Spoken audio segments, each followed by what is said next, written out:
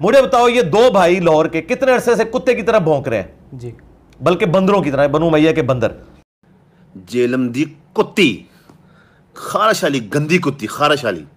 नाजरीन, इंसाफ से बताएं, इन दोनों बंदों की गुफ्तगू में क्या फ़र्क है? हम तो इन दोनों के तरीक़े गुफ्तगू को अच्छा नहीं समझते, लेकिन बड़ी हैरानगी की बात है कि एक बंदा वो है जो अपने आप को इल्मी किताबी कहलाता है, अपने आप को इल्मी मैदान का शाहसवार समझता है और हर वक्त ये राग अलापता है कि मैं तो सिर्फ़ इल्मी इख्तलाफ करता हूँ। ये बंदा अपने मुखालिफ उलमा को कुत्ता भी कह रहा है, बंदर भी कह रहा है। और दूसरी तरफ इसका मुखालिफ है आहसन बॉक्सर, उसने इसको जहलम की कुत्ती कहा। और ये कहने वाला वो बंदा है जो ख़ुद मिर्ज़े के बकौल मजहूलुल हाल है, यानी इसको कोई जानता नहीं, और ये अपने आप को आलिम भी नहीं कहलाता, अपने आलिम होने का दावा भी नहीं करता। अगरचे ऐसे आदमी की तरफ से ये जुमले, इसको भी हम दुरुस्त नहीं समझते, ये कोई इल्मी अंदाज़ नहीं है हमारे यहाँ। लेकिन बड़े अफसोस के साथ ये कहना पड़ता है कि मिर्ज़ा और उसके शागिर्द आहसन बॉक्सर को किस मुँह से ये कह सकते हैं कि जी उसका अंदाज़ अच्छा नहीं है। अगर मिर्ज़ा अपने आप को सबसे बड़ा आलिम समझने के बावजूद ये अंदाज़ इख्तियार करे और आहसन बॉक्सर भी ये अंदाज़ इख्तियार करे, तो दोनों में फ़र्क क्या हुआ? बल्कि इस सिलसिले में मिर्ज़ा जेलमी बड़ा मुजरिम करार पाता है, क्योंकि हम आपको मिर्ज़े का जुमला सुना चुके हैं जिसमें अपने मुखालिफ उलमा को इसने कुत्ता कहा और बंदर कहा, और बनु उमैया को भी साथ ये बंदर कहते हैं। बनु उमैया में जलीलुल क़द्र सहाबा रज़ी अल्लाह ताला अन्हुम आते हैं, मसलन खालिद बिन सईद रज़ी अल्लाह ताला अन्हु, जिन्होंने हिजरत हबशा की हुई है, और ख़ुद मिर्ज़ा कहते हैं कि हिजरत मदीना से हिजरत हबशा बड़ी है। और इसी तरह अमर बिन सईद रज़ी अल्लाह ताला अन्हु, अब्बान बिन सईद रज़ी अल्लाह ताला अन्हु, ये तीनों सगे भाई हैं, बनु उमैया में से हैं, जलीलुल क़द्र सहाबा रज़ी अल्लाह ताला अन्हुम में से हैं।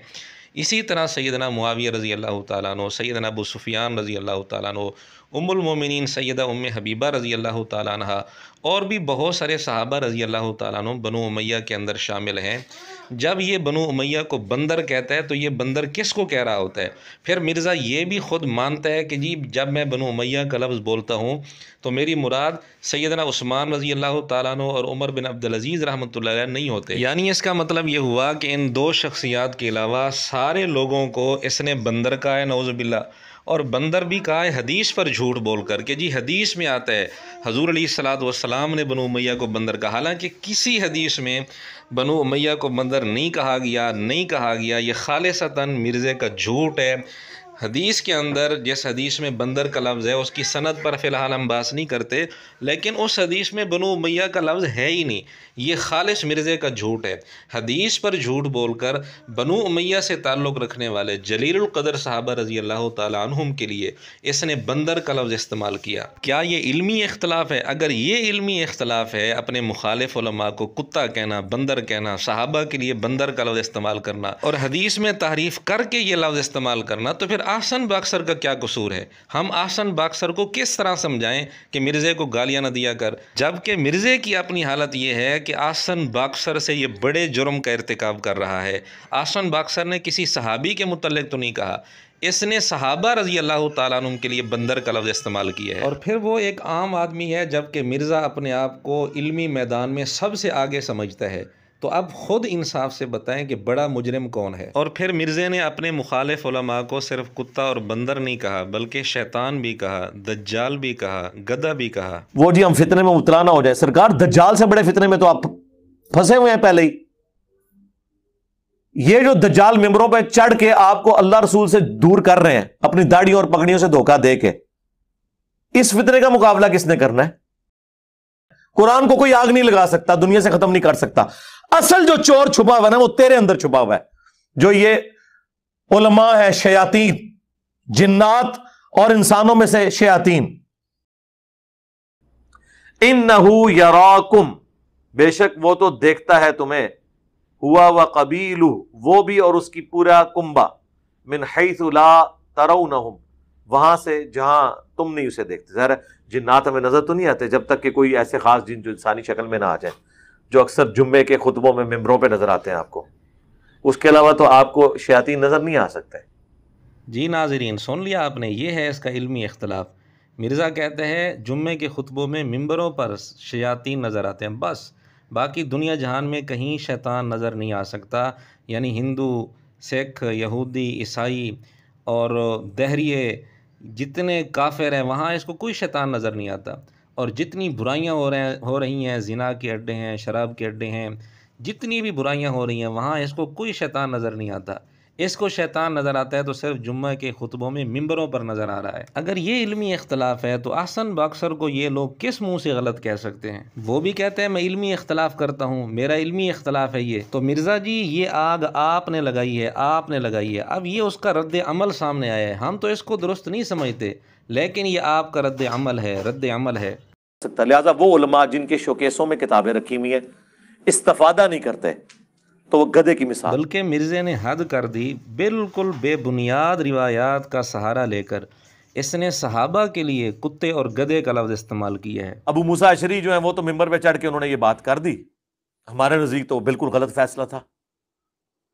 अमर बिन आस जब चढ़े उन्होंने कहा कि देखो इसने तो अली को भी माजूल कर दिया और मुआविया को माजूल किया, मैं मुआविया को बहाल करता हूं, उसे खलीफातुल मुस्लिमीन बनाता हूं और अली को माजूल करता हूं। एक सूबे के गवर्नर को खलीफातुल मुस्लिमीन बनाता हूं, यानी उन कहते ना वो खिलौने की थां दी ते मंजी डा के बह गए। तो अबू मूसा अशरी जो है उनको फिर गुस्सा आया कि ये तो कमरे के अंदर क्या कमिटमेंट करके आया था। तो उन्होंने कहा कि तू जो है ना तेरी मिसाल कुत्ते की मिसाल है ए अमर। ये उन्होंने कहा, मैंने नहीं कहा। तो उन्होंने कहा तेरी मिसाल गधे की मिसाल है। जी, मिर्ज़े ने जो ये वाक़या सुनाया है बिल्कुल बेबुनियाद है, इसका दुनिया जहान की किसी किताब में सही सनद के साथ कोई सबूत नहीं है। इस मन घड़त झूठी और जाली रिवायत का सहारा लेकर मिर्ज़े ने सहाबा के लिए कुत्ते और गधे का लफ्ज़ इस्तेमाल किया। अब आप ख़ुद इंसाफ से बताएं बड़ा मुजरिम कौन है, मिर्ज़ा जेहलमी या अहसन बक्सर? जब मिर्ज़ा अपने मुखालिफ उलमा को कुत्ता, बंदर, गधा, दज्जाल, शैतान और सहाबा रज़ी अल्लाह ताला अन्हुम के लिए बंदर का लफ्ज़ इस्तेमाल करता है, कुत्ते और गधे का लफ्ज़ इस्तेमाल करता है बेबुनियाद रिवायात का सहारा लेकर, तो इसके शागिर्द खुश हो रहे होते हैं। कभी इसके शागिर्दों ने उस पर एतराज़ नहीं किया। लेकिन जब अहसन बक्सर यही ज़ुबान मिर्ज़े के लिए इस्तेमाल करता है तो इनकी चीखें उठती हैं, इनको तकलीफ़ शुरू हो जाती है। ये दोहरा मेयार क्यों है? आखिर में हम मिर्ज़े से फिर गुजारिश करेंगे उलमा के लिए और बिलखुसूस सहाबा रज़ी अल्लाह ताला अन्हुम के लिए ये घटिया अंदाज़ छोड़ दो। और अगर मिर्ज़ा अपने इस घटिया अंदाज से बाज नहीं आता तो मिर्ज़े और इसके शागिर्दों को अहसन बक्सर जैसे लोगों पर एतराज़ करते वक्त डूब के मर जाना चाहिए। और नाज़रीन, ये तो अभी हमने चंद एक नमूने मिर्ज़े के घटिया अंदाज के पेश किए हैं, वरना इस तरह के बहुत सारे नमूने मौजूद हैं। चलें एक और नमूना हम आपके सामने पेश कर देते हैं। सैयदना मुआविया रज़ी अल्लाह ताला अन्हु के लिए इसने इंतहाई घटिया जुमले इस्तेमाल किए हैं। मसलन इसका एक जुमला सुन लें। मुस्नद अहमद में ही है, अमर बिन आस घबराए हुए आए और हज़रत मुआविया से कहा कि देखो अम्मार कत्ल हो गया और रसूलुल्लाह ने फरमाया था सल्लल्लाहु अलैहि वसल्लम अम्मार को बागी जमात कत्ल करेगी। तो उन्होंने कहा तुम ऊंट की तरह अपने पेशाब में फिसल रहे हो, लोगों को खुद ये बात बता रहे हो, ये बात ना बताओ। हमने कत्ल किया है, इसको तो अली उसके साथियों ने कत्ल कर दिया कि ला के हमारे नेजों के आगे फेंक दिया। अंदाजा करो, एथू कान फड़िया जाके, कान भी नहीं कोई और शाही फड़ी, कान भी नहीं कोई और शाही फड़ी, कान भी नहीं कोई और शाही फड़ी। जी नाज़रीन, ये रिवायत सही है, यानी इस पर उलमा बहस कर चुके हैं, वो एक अलग बात है। लेकिन आखिर में मिर्ज़े ने सैयदना मुआविया रज़ी अल्लाह अन्हु के लिए जो जुमला इस्तेमाल किया है दबी ज़ुबान में, मिर्ज़े ने सैयदना मुआविया रज़ी अल्लाह अन्हु के लिए जो लफ्ज़ बोला है दबी ज़ुबान में, वही लफ्ज़ वाज़े करके अहसन बक्सर ने मिर्ज़े के लिए और इसके माँ बाप के लिए इस्तेमाल कर दिया। हम फिर भी ये कहते हैं कि अहसन बक्सर को ऐसा नहीं करना चाहिए था, लेकिन मिर्ज़े को भी तो सोचना चाहिए कि एक सहाबी रसूल के लिए कितनी घटिया लैंग्वेज इस्तेमाल कर रहा है। अब इंसाफ से बताएं इन दोनों में से बड़ा मुजरिम कौन है? मिर्ज़े के जुर्म के मुकाबले में तो अहसन बक्सर का जुर्म कुछ भी नहीं है, क्योंकि अहसन बक्सर ने घटिया लैंग्वेज और गालियों की ज़ुबान मिर्ज़े के लिए और मिर्ज़े के माँ बाप के लिए इस्तेमाल की है, लेकिन मिर्ज़े ने घटिया लैंग्वेज सहाबा के लिए इस्तेमाल की है, हत्ता कि अम्बिया के लिए इस्तेमाल की है। हदीस में दो ही अल्फाज है, फ़र्ज़ और नफल। सुन्नत फुकहा की टर्म है कि वो नवाफिल जो नबी इस्लाम ने हमेशा पढ़े, हम कहते हैं ये सुन्नत मुअक्कदा है। ये वो फालतू है जो हुजूर शौक से किया करते थे, फालतू, नॉट फर्ज।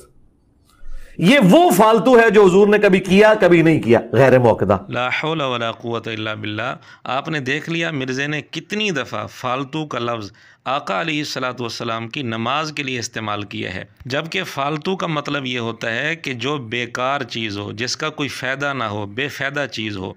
अगर कोई चीज़ ज़रूरी नहीं लेकिन मुफीद है, उसको कभी भी फ़ालतू नहीं कहा जाता। लेकिन मिर्ज़े ने सिर्फ़ इस बुनियाद पर कि चूँकि वो फ़र्ज़ नहीं थी लिहाजा वो फ़ालतू होगी। ला हौला वला कुव्वता इल्ला बिल्लाह।